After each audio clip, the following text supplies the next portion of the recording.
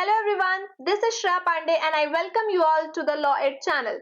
आज हम बात करने वाले हैं डाउरी प्रोहिबिशन एक्ट 1961 के बारे में। As you all know, last year हमारे यूपी जुडिशरी के सिलेबस में जीके के पेपर में 9 नए माइनर लॉज ऐड कर दिए गए थे और इससे हमारा ये फायदा हो सकता है कि जो जीके के चैप्टर्स होते हैं, जीके के जो टॉपिक्स होते हैं जैसे हिस्ट्री, ज्योग्राफी, बहुत सारी चीजें हमें पढ़नी पड़ती है, लेकिन उसमें 9 लॉज ऐड कर दिए गए हैं। तो हमारे लिए ये बेनिफिट है, हमारे लिए ये अपॉर्चुनिटी के तरह यूज कर सकते हैं, क्योंकि कहीं ना कहीं लॉ का सिलेबस रिस्ट्रिक्टेड होता है। 9 लॉज हमें बता दिए गए हैं, तो कहीं ना कहीं सिर्फ उन लॉज में से हमसे क्वेश्चन पूछे जाएंगे। तो अगर इन 9 लॉज को आप अच्छी तरह से प्रिपेयर करके जाते हैं तो कहीं से भी आपका एक नंबर भी इसमें कट नहीं सकता है। तो चलिए स्टार्ट करते हैं। हम पढ़ने वाले हैं डाउरी प्रोहिबिशन एक्ट 1961। इसकी पीडीएफ अगर आपको चाहिए तो आप हमारे टेलीग्राम हैंडल पर पिंग करके हमसे ये पीडीएफ ले सकते हैं। चलिए स्टार्ट करते हैं। डाउरी प्रोहिबिशन एक्ट की अगर हम बात करें तो प्रेसिडेंट की असेंट इस एक्ट को मिली थी ऑन 20th of May 1961। ये कुछ माइनर क्वेश्चंस होते हैं लेकिन हमारे प्रीलिम्स में बहुत ही इंपॉर्टेंट रोल प्ले करते हैं, बिकॉज इसी तरह से दो चार अगर क्वेश्चंस आपके कम हो गए, आपने प्रेसिडेंट की असेंट, इन्फोर्समेंट डेट या अमेंडमेंट डेट, इस तरह की छोटी छोटी चीजों को अगर आप नेग्लेक्ट करेंगे तो आपका अराउंड 5-6 मार्क्स कट जाता है और कहीं ना कहीं उस नंबर की वजह से हम अपने प्रीलिम्स के कट ऑफ से रह जाते हैं। इसीलिए हमें एक छोटी छोटी चीजों को भी नहीं छोड़ना है। This is the 28th act of 1961 और इसे प्रेसिडेंट की असेंट मिली थी ऑन 20th of May 1961। अब इन्फोर्समेंट डेट की अगर हम बात करें, दैट मीन्स किस डेट से ये लागू हो गया था, तो dowry prohibition act was enforced on 1st of July 1961। इसमें दो मेजर अमेंडमेंट्स हम देखने वाले हैं। 1984 का एक अमेंडमेंट है जिसे एनफोर्स करा गया था ऑन 2nd of October 1985 और फिर 1986 का अमेंडमेंट है जो कि मेजर अमेंडमेंट है, इसे 19th November 1986 को एनफोर्स करा गया था। डाउरी प्रोहिबिशन एक्ट एक बहुत ही छोटा एक्ट है जिसमें सिर्फ और सिर्फ 10 सेक्शन है और इस एक लेक्चर में ही ये पूरा एक्ट कंप्लीट हो जाने वाला है।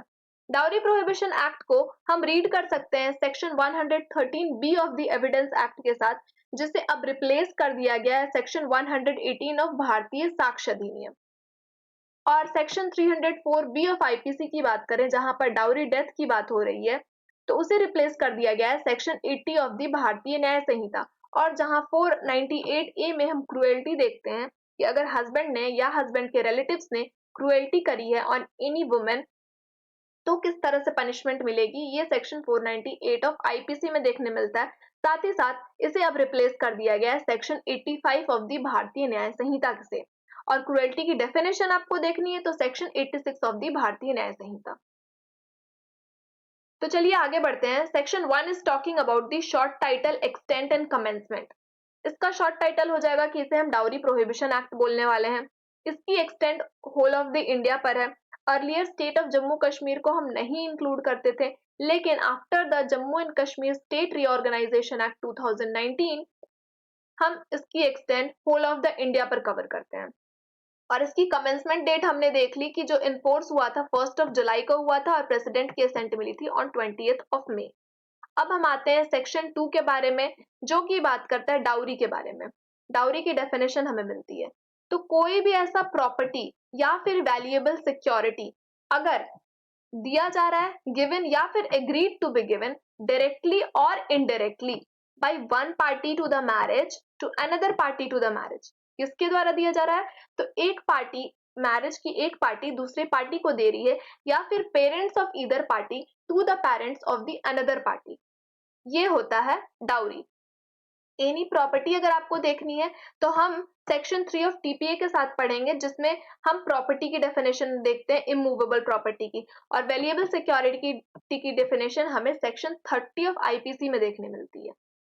अब ये डाउरी अगर हम दे रहे हैं तो कब हम दे रहे हैं, व्हेन, तो एट, बिफोर या आफ्टर द मैरिज, किसी भी वक्त दी जा सकती है, लेकिन वो dowry in connection with the marriage होना चाहिए।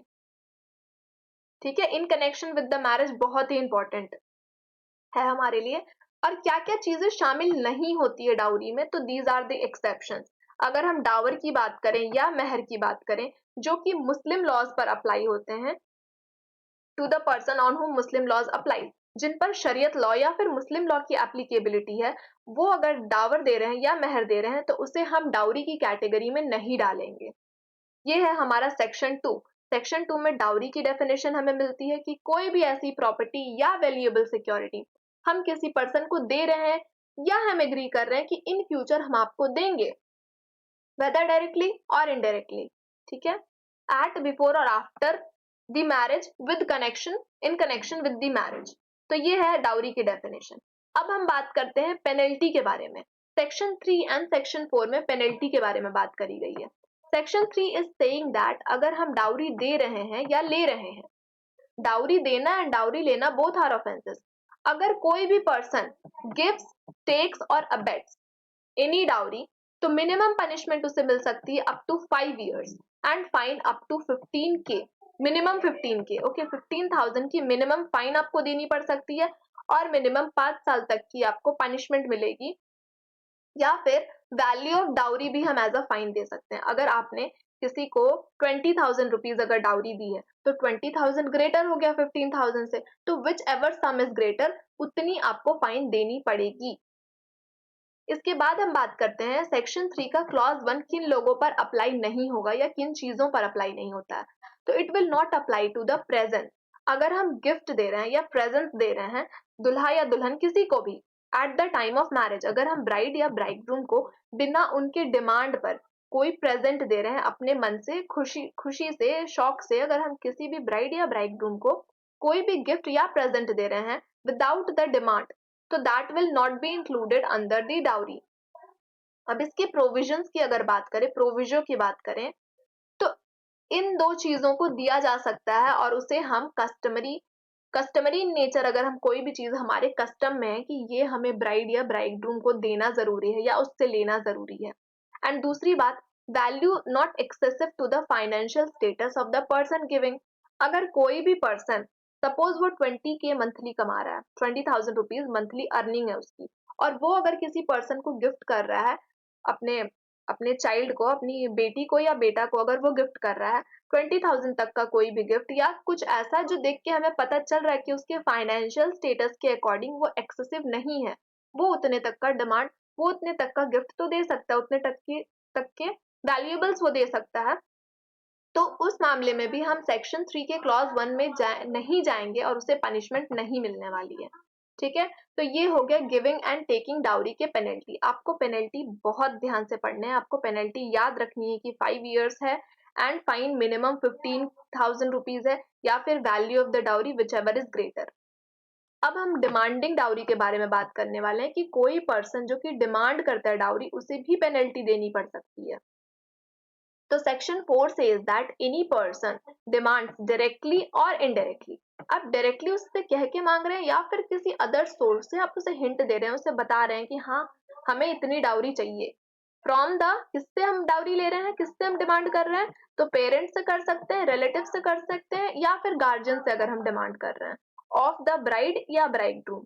यहाँ पर ब्राइड और ब्राइडग्रूम दोनों के बारे में बात हो रही है। ठीक है, अगर हम उसके पेरेंट्स, रिलेटिव या गार्जियन से डायरेक्टली या इनडायरेक्टली डिमांड कर रहे हैं तो हमें मिनिमम पनिशमेंट मिल सकती है 6 month की, जो कि मैक्सिमम एक्सटेंड हो सकती है up to 2 years and maximum fine हमें देना पड़ सकता है 10,000 रुपए तक का। तो सेक्शन 3 और सेक्शन 4 में हमने पेनल्टी देखा, आप पेनल्टी की रेंज याद कर लीजिए, पनिशमेंट की रेंज याद कर लीजिए, प्रोविजोज आपको पता हो गया। अब हम बात करने वाले हैं सेक्शन 4A के बारे में, जिसे ऐड किया गया था 1986 के अमेंडमेंट के द्वारा। यहाँ पर बैन कर दिया गया एडवर्टीजमेंट को। किस तरह के एडवर्टीजमेंट को हम बैन कर रहे हैं, तो कोई भी पर्सन अगर वो किसी भी एडवर्टीजमेंट ऑफर के थ्रू, वो एडवर्टीजमेंट आपका न्यूज़पेपर में हो सकता है, जर्नल में हो सकता है, मीडिया में हो सकता है, किसी भी सोशल प्लेटफॉर्म पर हो सकता है वो एडवर्टीजमेंट, और उस एडवर्टीजमेंट में कोई पर्सन अगर ये ऑफर कर रहा है कि he will give any share in his money या property as consideration for marriage, कि आप फर्दर पर्सन से या एक्स पर्सन से आप शादी अगर करते हैं तो I will give you this much money या फिर property as a consideration for marriage, तो दिस एडवर्टीजमेंट इज बैंड। साथ ही अगर कोई भी पर्सन प्रिंट कर रहा है, पब्लिश कर रहा है या सर्कुलेट कर रहा है इन एडवर्टीजमेंट्स को, ठीक है। उस पर्सन ने एडवर्टाइज नहीं किया है लेकिन उसने प्रिंट करा है, उसने पब्लिश करा है, या फिर वो पर्सन सर्क्यूलेट कर रहा है, तो उस पर्सन को भी हम पनिशमेंट देने वाले हैं मिनिमम 6 महीने तक की जेल, एंड जो कि एक्सटेंड हो सकती है अप टू 5 ईयर्स, या फिर मैक्सिमम फाइन उस पर्सन को देना पड़ सकता है 15,000 रुपीज। ये है हमारा सेक्शन 4A जिसमें हम बैन कर रहे हैं एडवर्टीजमेंट। अगर आपको याद होगा पहले न्यूज़पेपर्स में कई सारे एडवर्टीजमेंट्स आते थे with regard to the marriage की, फर्दर की दिस ब्राइड, इस तरह की ये डिस्क्रिप्शन उसका हम देते थे। साथ ही अगर उसमें ये लिखा रहा है कि हाँ हम आपको कंसिडरेशन भी देंगे इस पर्सन से शादी करने के लिए, तो दैट इज बैन, ठीक है। और उसकी पनिशमेंट मिनिमम 6 महीने, मैक्सिमम 5 साल, या फिर 15,000 रुपए तक का फाइन। अब हम सेक्शन 5 की अगर बात करें, यहाँ पर बोला जा रहा है कि कोई भी ऐसी एग्रीमेंट अगर आप बना रहे हैं, फॉर एग्जाम्पल अगर मैं लड़की की पेरेंट्स हूँ और मैंने लड़के वालों से ये एग्रीमेंट साइन करा, या फिर अगर मैं लड़का वाली हूँ और मैंने लड़की वालों से ये एग्रीमेंट साइन करा कि हम आपको डाउरी देंगे या फिर आपसे डाउरी देंगे, तो that agreement is void as per section 5। Section 5 agreement for giving और taking dowry is void. Word का मतलब हो गया कि आप कहीं भी किसी भी कोर्ट में इसे इन्फोर्स नहीं करा सकते हैं अगर इस एग्रीमेंट का ब्रीच होता है तो। Now comes section 6 which is talking about the dowry to be for the benefit of wife or her heir। अगर किसी भी वाइफ को डाउरी दी गई है तो उस डाउरी को बेनिफिट मिलाना है उस वाइफ के लिए या फिर उनके एयर्स के लिए। एयर्स वो पर्सन होते हैं जब वाइफ की डेथ हो जाएगी तो उसकी प्रॉपर्टी या उसके वैल्यूएबल्स किस पर्सन के पास जाने वाले हैं, those persons are known as heirs, ठीक है। HEIR इसको हम एयर पढ़ते हैं। तो पहला क्लॉज में ये बात कही जा रही है, if dowry received by any person, किसी पर्सन ने अगर डाउरी रिसीव किया है वुमेन के अलावा, ठीक है, तो उस डाउरी को आप ट्रांसफर कर दीजिए उस वुमेन को। सपोज किसी वुमेन की शादी हुई तो उसके हस्बैंड को डाउरी मिली या फिर उसके इन लॉज को डाउरी मिली, तो उसके इन लॉज का ये ड्यूटी है कि वो ट्रांसफर हो जाना चाहिए, वो डाउरी आप ट्रांसफर कर दीजिए उस वुमेन को। और किस वक्त, कितने वक्त के अंदर आपको वो डाउरी ट्रांसफर कर देनी है, तो यहाँ टाइम बताया गया है। अगर आपने शादी के पहले डाउरी ली है तो जब डेट है शादी का, ठीक है, after the date of marriage, 3 महीने के अंदर आपको वो डाउरी ट्रांसफर कर देना है वुमेन को, या फिर एट द टाइम या आफ्टर मैरिज अगर आपने लिया है उस डाउरी को तो within the 3 months after the date of receipt. जब भी आपको डाउरी मिली है 3 महीने के अंदर आपको उस वुमेन को डाउरी दे देनी है। या व्हेन वुमेन वाज माइनर, अगर वुमेन ही माइनर है तो 3 महीने के अंदर जब वो 18 प्लस हो गई है, दैट मीन्स जब उसने अपनी मेजॉरिटी वाले एज में कदम रख दिया है, तो after she attains 18 years of age, उसके 3 महीने के अंदर आपको वो डाउरी ट्रांसफर कर दे रही है उस वुमेन को। अब क्लॉज 2 ये बात कह रहा है कि अगर कोई भी पर्सन जिसने डाउरी लिया है ही और शी फेल्स टू ट्रांसफर, अगर आपने डाउरी ली और आपने वुमेन को नहीं दिया तो आपको मिनिमम पनिशमेंट मिल सकती है 6 महीने तक की, जो कि मैक्सिमम एक्सटेंड हो सकती है अप टू 2 ईयर्स, या फिर आपको फाइन देना पड़ सकता है मिनिमम 5,000 तक का, जो कि एक्सटेंड होगा मैक्सिमम 10,000 रुपीज, या फिर इन दोनों के साथ आपको पनिश किया जा सकता है। दैट मीन्स आपको पनिशमेंट भी मिलेगी, आपको फाइन भी देना पड़ जाएगा अगर आपने ट्रांसफर नहीं किया है डाउरी को। तीसरी बात, अगर वुमेन की डेथ हो जाती है बिफोर रिसीविंग इट, आप डाउरी तो देना चाहते थे, ट्रांसफर करना चाहते थे वुमेन को, लेकिन वो वुमेन की डेथ हो गई है, तो हर एयर कैन क्लेम। तो जो भी उनके बच्चे होते हैं या फिर जो भी पर्सन उनके एयर है वो क्लेम कर सकते हैं उस डाउरी को। See, if women dies within 7 years of marriage, शादी के 7 साल के अंदर उस वुमेन की डेथ हो जाती है, otherwise than in natural causes, natural circumstances के अलावा किसी अदर तरीके से अगर उस औरत की डेथ हो गई है तो उसकी प्रॉपर्टी को कहाँ ट्रांसफर करना है हमें, तो हम उसके पेरेंट्स को ट्रांसफर कर देंगे अगर उस औरत के कोई भी बच्चे नहीं हैं, और बच्चों को ट्रांसफर कर दे देंगे, उस औरत के बच्चों को ट्रांसफर कर देंगे अगर उसके बच्चे हैं, ठीक है।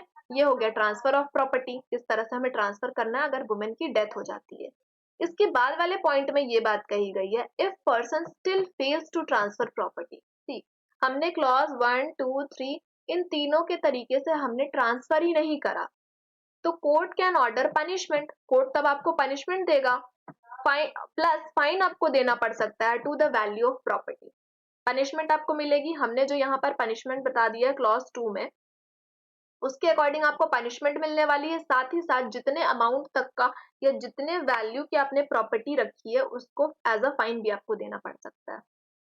अब हम बात करने वाले हैं सेक्शन 7 के बारे में, which is talking about the cognizance. तो कॉग्निजेंस कौन सा जज लेता है या किस कोर्ट में जाकर हम कंप्लेन कर सकते हैं, ये बात सेक्शन 7 में बात कही जा रही है। By whom the cognizance can be taken। तो कोई भी ऐसा कोर्ट जो कि इंफीरियर नहीं है from that of metropolitan magistrate या फिर जुडिशियल मजिस्ट्रेट फर्स्ट क्लास, मतलब they should be at least a metropolitan magistrate या फिर जुडिशियल मजिस्ट्रेट फर्स्ट क्लास। अगर हम भारतीय नागरिक सुरक्षा संहिता की बात करें जिसने सीआरपीसी को रिप्लेस करा है, तो उसमें हम देख सकते हैं कि मेट्रोपॉलिटन मजिस्ट्रेट के पोस्ट को कैंसिल कर दिया गया है और सारे एमएम को हम जुडिशियल मजिस्ट्रेट फर्स्ट क्लास मानने वाले हैं। तो एज पर सेक्शन 7 अगर कॉग्निजेंस की बात करी जाए तो हम जुडिशियल मजिस्ट्रेट फर्स्ट क्लास के पास जा सकते हैं या फिर उनके सीनियर्स के पास जा सकते हैं, उनके इंफीरियर कोर्ट के पास हमें नहीं जाना है। अब बात हो रही है व्हेन, हम कब कॉग्निजेंस ले सकते हैं। बाय कोर्ट, कोर्ट किस तरह से कॉग्निजेंस और कब कॉग्निजेंस लेगी, या तो खुद के नॉलेज पर ले सकती है या फिर पुलिस रिपोर्ट पर ले सकती है, ठीक है। एंड अगर हम कंप्लेंट पर कॉग्निजेंस लेना चाहते हैं, मतलब कोर्ट अगर कंप्लेंट पे कॉग्निजेंस लेना चाहती है तो वो किसके कंप्लेंट पर कॉग्निजेंस लेगी, या तो एग्रीव्ड पर्सन ने कंप्लेंट करा है, पेरेंट्स ने करा है, रिलेटिव्स ने करा है, गार्जियन या रिकॉग्नाइज्ड वेलफेयर इंस्टीट्यूशन या फिर ऑर्गेनाइजेशन, अगर इन लोगों ने कंप्लेंट करा है with regard to the victim, जो कि यहाँ पर अगर वुमेन है, तो इन लोगों के कंप्लेंट पर भी कॉग्निजेंस ली जा सकती है। अब हम बात करें कि रिकॉग्नाइज्ड वेलफेयर इंस्टीट्यूशन आखिर है क्या, तो it means the social welfare institution या फिर सोशल वेलफेयर ऑर्गेनाइजेशन, इसे हम रिकॉग्नाइज्ड वेलफेयर इंस्टीट्यूशन कहते हैं, और ये रिकॉग्नाइज होगा बाय द सेंट्रल गवर्नमेंट और बाय द स्टेट गवर्नमेंट, ठीक है। इस इंस्टीट्यूशन या ऑर्गेनाइजेशन को रिकॉग्नाइज किया जाना चाहिए बाय द सेंट्रल गवर्नमेंट और bye the state government. And यहाँ पर दो बात ये कही गई है, पहली बात कि चैप्टर 36 ऑफ सीआरपीसी करेंटली वो चैप्टर 38 बन गया ऑफ द भारतीय नागरिक सुरक्षा संहिता, ये अप्लाई नहीं होना चाहिए, मतलब लिमिटेशन ऑफ कॉग्निजेंस हम नहीं मानने वाले हैं as per section 38 of the as per chapter 38 of the Bharatiya Nagarik सुरक्षा संहिता, मतलब कोई लिमिटेशन नहीं है, आप कभी भी कंप्लेन कर सकते हैं, ठीक है, या कभी भी कोर्ट अपने नॉलेज पर या पुलिस रिपोर्ट पर कॉग्निजेंस ले सकती है। No prosecution of aggrieved person for making any statement, no prosecution of aggrieved person for making any statement, अब प्रोसिक्यूशन नहीं चला जाएगा एग्रीव्ड पर्सन पर for making any statement, okay. इसके बाद हम बात करने वाले हैं सेक्शन 8 के बारे में, जिसमें बात हो रही है नेचर ऑफ द ऑफेंस। तो ये ऑफेंस किस तरह का है, तो ये कॉग्निजेबल ऑफेंस है, मतलब इसमें पुलिस अरेस्ट भी कर सकती है बिना वारंट। नॉन बेलेबल ऑफेंस है, नॉन बेलेबल ऑफेंस मतलब एक सीरियस ऑफेंस हो गया जिसमें bail as a matter of right आप नहीं ले सकते हैं, बेल हमेशा कोर्ट की डिस्क्रिशन पर मिलेगी आपको, and this is a non compoundable offence. तो इन तीन बातों का खास ध्यान आप रखिएगा। पूछा जा सकता है कि डाउरी प्रोहिबिशन एक्ट में नेचर ऑफ ऑफेंस कैसा होता है, is it cognizable, non cognizable, bailable, non bailable, तो अगर ऑप्शन है cognizable and non bailable, they both are the correct option, and non compoundable offence तो ये है ही। अब हम बात करें सेक्शन 8A के बारे में, जिसमें बात करी जा रही है बर्डन ऑफ प्रूफ के बारे में अंडर सेक्शन 3 एंड 4। सेक्शन 3 में हमने बात करी कि हम डाउरी ले रहे हैं या डाउरी दे रहे हैं, एंड सेक्शन 4 में हमने बात करी डिमांडिंग फॉर द डाउरी। तो ये बर्डन किस पर होगा, तो it lies on that person who is prosecuted, जिसे प्रोसिक्यूट करा गया है, अब उसे ये एविडेंस देना पड़ेगा, उसे ये प्रूफ करना पड़ेगा कि नहीं मैंने ये ऑफेंस नहीं कमिट करा है, मैंने कोई भी डाउरी नहीं ली है, या मैंने डाउरी नहीं दी है, या मैंने डिमांड नहीं किया है किसी भी तरह के डाउरी का। ये बर्डन ऑफ प्रूफ जिस पर्सन को हमने प्रोसिक्यूट करा है उस पर्सन पर ये बर्डन रहेगा, सेक्शन 8A डन। अब हम बात करने वाले हैं सेक्शन 8B के बारे में, which is talking about the dowry prohibition officer. तो जो डाउरी प्रोहिबिशन ऑफिसर होते हैं उन्हें स्टेट गवर्नमेंट अपॉइंट करती है, एंड इसके फंक्शंस की अगर बात करें तो इसके पास 4 फंक्शंस होते हैं। डाउरी प्रोहिबिशन ऑफिसर के 4 फंक्शंस हैं। पहला फंक्शन है कि provision of this act complied, वो ये चेक रखेंगे कि हाँ इस एक्ट के सारे प्रोविजंस को कंप्लाई करा जा रहा है। दूसरी बात, वो प्रिवेंट करवाएंगे फॉर टेकिंग और अबेटिंग ऑफ द डाउरी, कोई भी पर्सन डाउरी लेना, डाउरी देना, अबेट ना करे डाउरी का, ये सारा प्रिवेंट करने का काम डाउरी प्रोहिबिशन ऑफिसर का है। तीसरी बात, डाउरी प्रोहिबिशन ऑफिसर का ये फंक्शन है कि वो एविडेंस कलेक्ट करेंगे। And last but not the least, उनके पास ये भी पावर है कि वो additional function as assigned by the state government ने जो भी एडिशनल फंक्शन असाइन करा है to the dowry prohibition officer, उन्हें वो करना पड़ेगा। अब हम बात करने वाले हैं conferring of power of police officer on dowry prohibition officer bye the state government. Power, conferring of power of police officer dowry prohibition officer पे किसके द्वारा होता है? तो स्टेट गवर्नमेंट के द्वारा होता है। अब हम एडवाइजरी बोर्ड की अगर बात करें तो इसे भी स्टेट गवर्नमेंट अपॉइंट करती है। एंड इनका क्या पर्पस रहता है कि वो एडवाइज करेंगे या असिस्ट करेंगे डाउरी प्रोहिबिशन ऑफिसर को। एक एडवाइजरी बोर्ड हो गई, एडवाइजरी बोर्ड क्या करती है? वो असिस्ट करती है या एडवाइस देती है डाउरी प्रोहिबिशन ऑफिसर को। अब हम एडवाइजरी बोर्ड के कंपोजिशन की अगर बात करें तो एटलीस्ट 5 सोशल वेलफेयर वर्कर होने चाहिए उसमें से, और 5 में से 2 शुड बी वुमेन। ठीक है, इसके बाद हमारे पास सिर्फ 2 सेक्शन बचे हुए हैं, that is section 9 and section 10, जिसमें बात होती है पावर टू मेक रूल्स के बारे में। सेक्शन 9 में कहा गया है कि सेंट्रल गवर्नमेंट के पास कुछ पावर है। सी, 2 पावर है सेंट्रल गवर्नमेंट के पास। पहला पावर है कि वो फॉर्मल मैनर में बताएंगे फॉर्मल मैनर में किस तरह से लिस्ट प्रिपेयर करनी है ऑफ द प्रेजेंट, जो भी ब्राइड या ब्राइडग्रूम को जो भी प्रेजेंट्स मिल रहे हैं उसकी लिस्ट प्रिपेयर करने का रूल्स बनाते हैं ये। ठीक है, एंड वो रूल्स बनाएंगे for the better coordination of the policy and action. ये सेंट्रल गवर्नमेंट का पावर है। अब हम स्टेट गवर्नमेंट की बात करें तो स्टेट गवर्नमेंट किस बारे में रूल्स बना सकती है? तो वो बना सकती है additional function of dowry prohibition officer. हमने ऑलरेडी देखा अभी कि वो एडिशनल फंक्शन के बारे में रूल्स बना सकती है। एंड दूसरी बात, वो लिमिटेशन या condition on the function of dowry prohibition officer से रिलेटेड कोई भी रूल्स बना सकती है। ये स्टेट गवर्नमेंट के पास पावर है। तो आई होप आपको इतनी बातें समझ आई होगी। सेक्शन 9 में सेंट्रल गवर्नमेंट के पास पावर है एंड सेक्शन 10 में स्टेट गवर्नमेंट के पास पावर है। ये 10 सेक्शन आप एकदम मुंह जुबानी रट लीजिएगा। अगर आप इन सिर्फ 3 पेज का तो नोट्स है, अगर इन 3 से 4 पेज के नोट्स को आप रट लेते हैं तो डाउरी प्रोहिबिशन एक्ट से आई कैन अश्योर कि आपका एक भी क्वेश्चन गलत नहीं होने वाला है। और इस लेक्चर की अगर आपको पीडीएफ चाहिए तो मैं टेलीग्राम हैंडल का लिंक दे दूंगी, आप वहां मुझे पिंग करके इसकी पीडीएफ ले सकते हैं। आई होप ये वीडियो आपको अच्छी तरह से समझ आया होगा। मिलते हैं हमारे नेक्स्ट वीडियो में।